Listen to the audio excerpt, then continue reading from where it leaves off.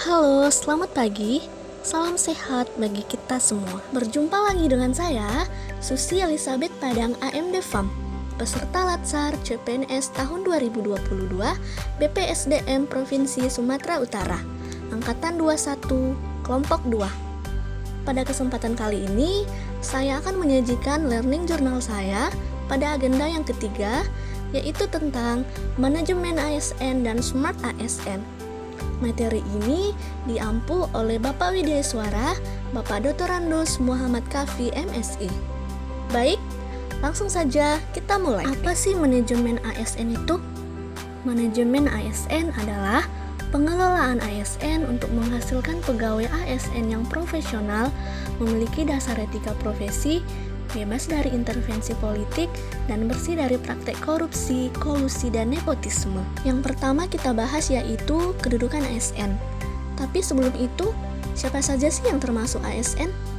Nah, menurut Undang-Undang Nomor 5 Tahun 2014 tentang ASN, disebutkan berdasarkan jenisnya, pegawai ASN terdiri dari pegawai negeri sipil dan pegawai pemerintah dengan perjanjian kerja atau P3K. Pegawai negeri sipil merupakan warga negara Indonesia yang memenuhi syarat tertentu diangkat sebagai pegawai ASN secara tetap oleh pejabat pembina kepegawaian untuk menduduki jabatan pemerintahan dan memiliki nomor induk pegawai secara nasional.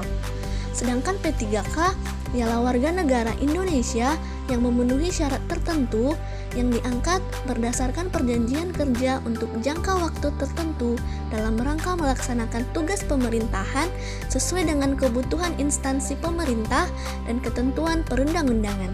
Lalu, bagaimanakah kedudukan ASN itu? Pegawai ASN berkedudukan sebagai unsur aparatur negara yang menjalankan kebijakan yang ditetapkan oleh pimpinan instansi pemerintah serta harus bebas dari pengaruh dan intervensi semua golongan dan partai politik. Nah, bagaimana sih kedudukan ASN sebagai asisten apoteker? Menurut Peraturan Pemerintah Nomor 51 Tahun 2009 menyebutkan bahwa pekerjaan kefarmasian adalah pembuatan termasuk pengendalian mutu sediaan farmasi, pengamanan, pengadaan, penyimpanan dan pendistribusian atau penyaluran obat, pengelolaan obat, pelayanan obat atas resep dokter, pelayanan informasi obat, serta pengembangan obat, bahan obat, dan obat tradisional. Berikut salah satu contoh kedudukan saya sebagai ASN asisten apoteker dalam melakukan pelayanan obat atas resep dokter dan melakukan pelayanan informasi obat kepada pasien.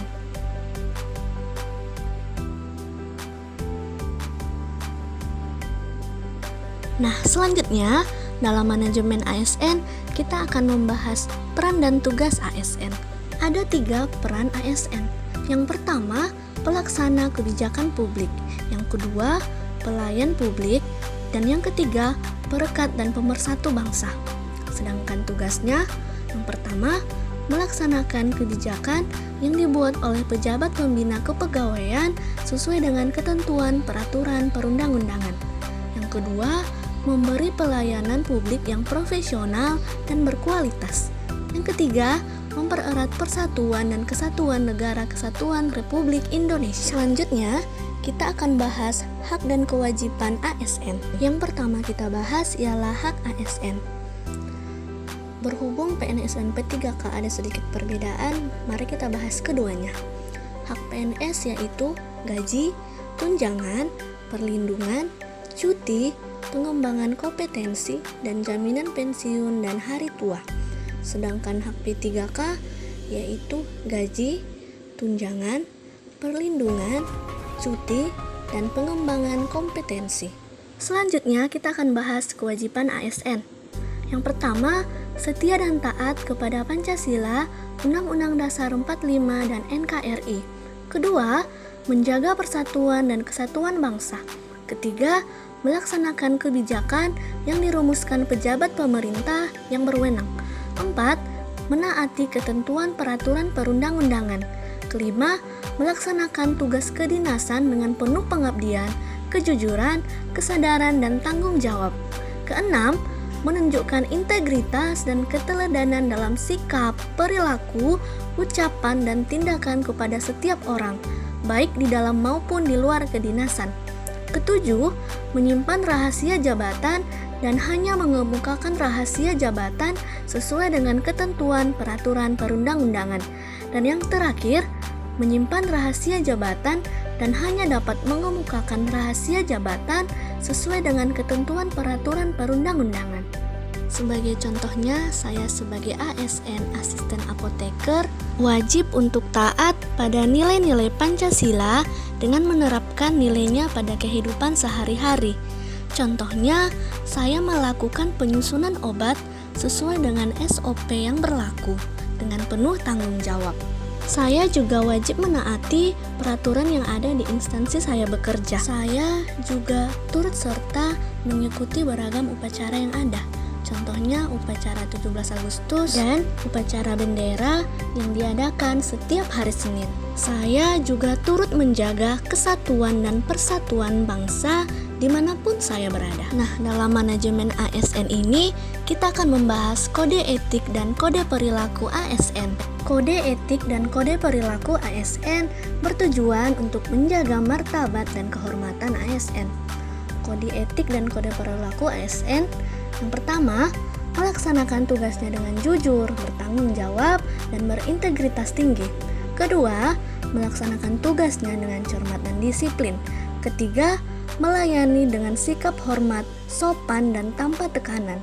Keempat, melaksanakan tugasnya sesuai dengan perintah atasan atau sejauh tidak bertentangan dengan ketentuan peraturan perundang-undangan dan etika pemerintahan. Yang kelima, tidak menyalahgunakan informasi intan negara, tugas, status, kekuasaan, dan jabatan untuk mendapat atau mencari keuntungan. Keenam, memberikan informasi secara benar dan tidak menyesatkan kepada pihak lain. Ketujuh, melayani dengan sikap hormat, sopan, dan tanpa tekanan. 8. Menjaga agar tidak terjadi konflik kepentingan dalam melaksanakan tugasnya. 9. Melaksanakan tugasnya sesuai dengan ketentuan peraturan perundang-undangan. 10. Memegang teguh nilai dasar ASN dan selalu menjaga reputasi dan integritas ASN. 11. Menggunakan kekayaan dan barang milik negara secara bertanggung jawab. Dan yang terakhir, menjaga agar tidak terjadi konflik kepentingan dalam melaksanakan tugas. Kode etik asisten apoteker diatur dalam Keputusan Menteri Kesehatan Republik Indonesia Nomor 573-Menkes-SK-6-2008. Kode etik asisten apoteker yang merupakan tenaga teknis kefarmasian terhadap profesi ialah: pertama, seorang asisten apoteker harus menjunjung tinggi serta memelihara martabat, kehormatan profesi, menjaga integritas dan kejujuran serta dapat dipercaya.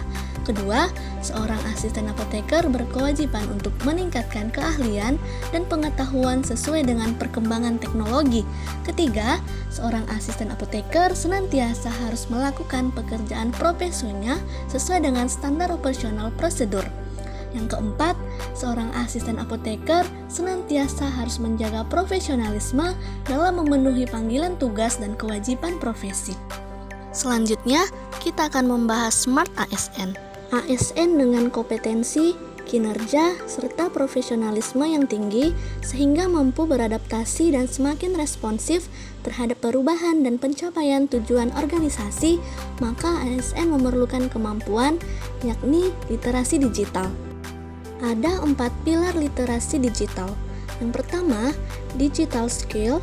Kedua, digital culture. Yang ketiga, digital ethic. Yang keempat, digital safety. Saya, Susi Elizabeth Padang, akan melaksanakan tugas saya sebagai ASN asisten apoteker dengan penuh kejujuran, pengabdian, dan rasa tanggung jawab.